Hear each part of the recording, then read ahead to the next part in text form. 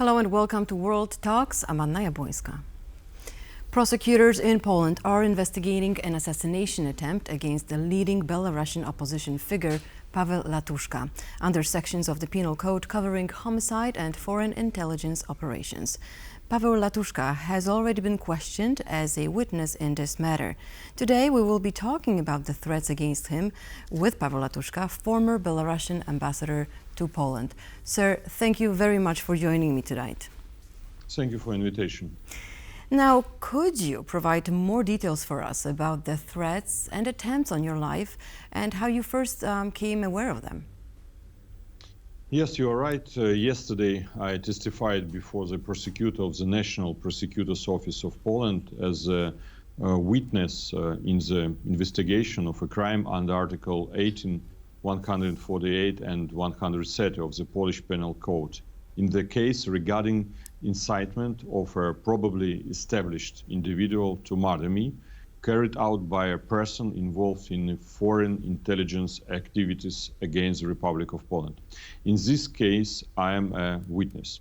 The investigation is conducted by the ABW, Internal Security Agency of Poland, under the supervision of the prosecutor of the National Prosecutor's Office in Lodz.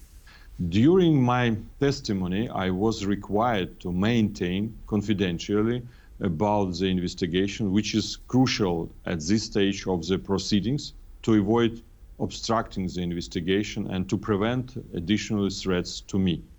I also submitted during my meeting in Lodz several collected packages containing threats directed both at me and at representatives of the democratic forces of Belarus who continue to fight against Lukashenko's regime. About 4 years, I have been fighting against the Lukashenko regime. During these 4 years, my team has counted more than 100 threats directed at me. These are threats of murder and kidnapping. The threats are both public and private in nature. They are voiced by Lukashenko personally, his propagandists, and regime representatives. Threats are published in messengers and on social media. I received emails with threats. There was a post of the darknet offering 30,000 euros for my life. There have been materials published about beheading me on the banks of the Vistula in Warsaw. Just 4 days ago, I received another threat. This concerned not only me, but also other activists of the democratic movement, as I said. This all demonstrates the criminal nature of the regime. Mm-hmm. Now, sir, just for those who perhaps are not aware of the situation in Belarus and of the people who have to run away from that regime, what do you think motivated the foreign intelligence activities against you as far as 2022? And how do these actions fit into the broader geopolitical tensions between Belarus and Poland? I, as a politician, and my team of the National Anti-Crisis Management are engaged in collecting evidence of Lukashenko's crimes and handing it over to international partners so that an arrest warrant for the dictator can be issued.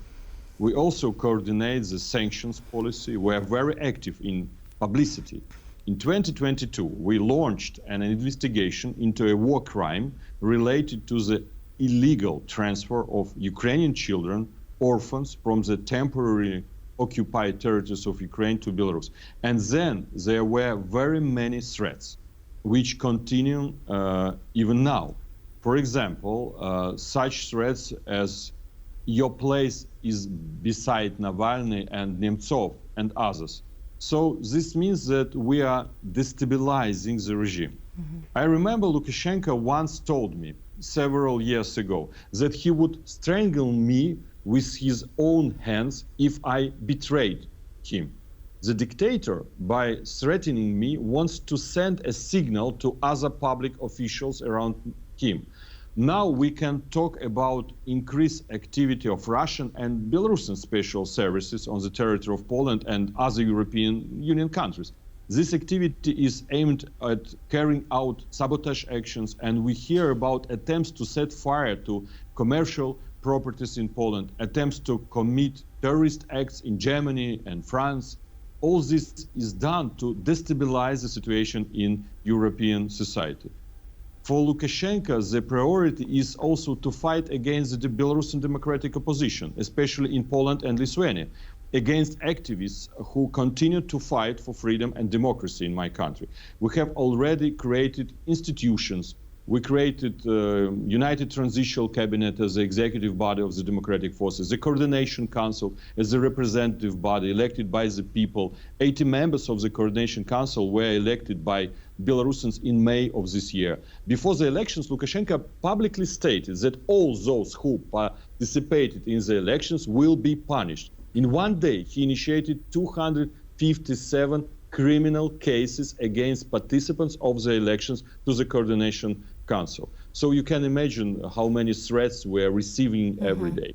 Well, to tell you the truth, it's really hard to imagine that this is happening right now in 2024. Whatever you're telling me right now, it just sounds like it could have happened years back. Now, and the threats that you're facing are horrible. And I want to ask you a little bit on the personal note. Now, given your extensive background as an ambassador, as I said at the beginning, also Minister of Culture, theater director, how does your previous experience inform your approach to dealing with these threats in your current political work? How do you deal with them? You know, the issue is rather not about my experience and background, but about what I am fighting for. For me, it is very important that Belarus becomes a democratic, European and independent country.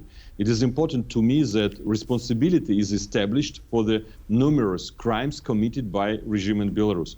For Lukashenko's support of aggression against Ukraine, for the hijacking of the civilian plane Ryanair, for the migration war he is waging against Poland, Lithuania and Latvia, for the political prisoners who died in jail, for the torture and the violence against them, for the deportation of more than 300,000 Belarusians from Belarus.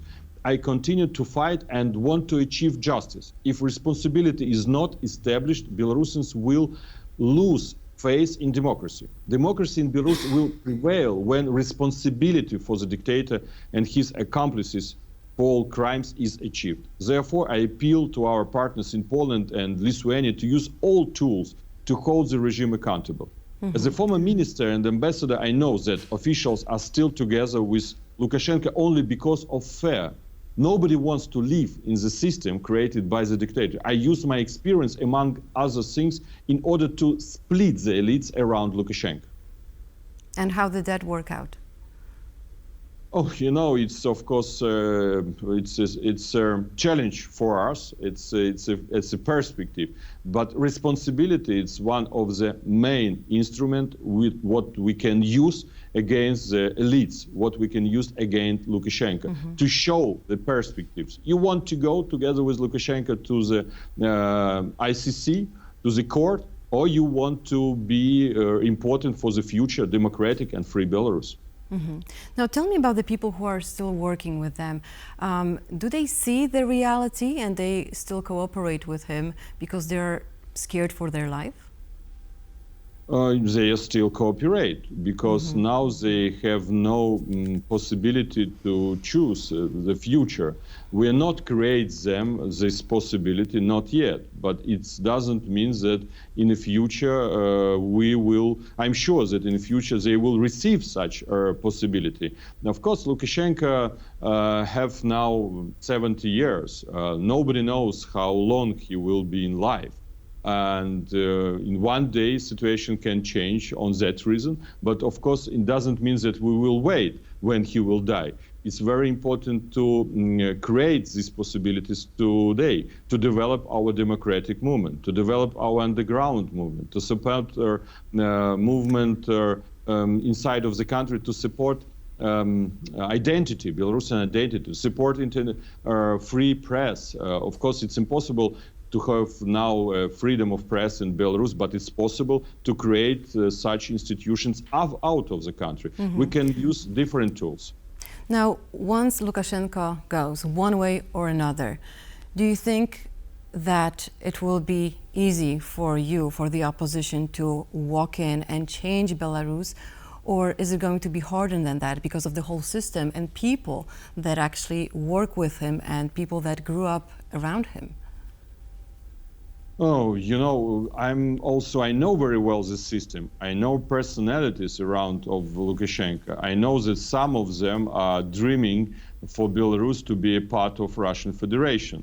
But in accordance of the sociological polls, we have, for example, information that only 2% of Belarusians want for Belarus to be a part of Russian Federation. It seems to me it's a very strategically important to understand that the absolute majority of Belarusian people want to live in independent state. 65%, according to the same polls, want to live in democratic Belarus. So I'm looking in perspective positively.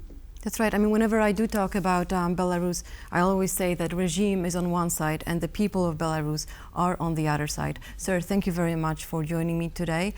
Stay safe and all the best to you. Thank you. Thank you so much. And thank you for watching World Talks. Stay with us for more news and updates.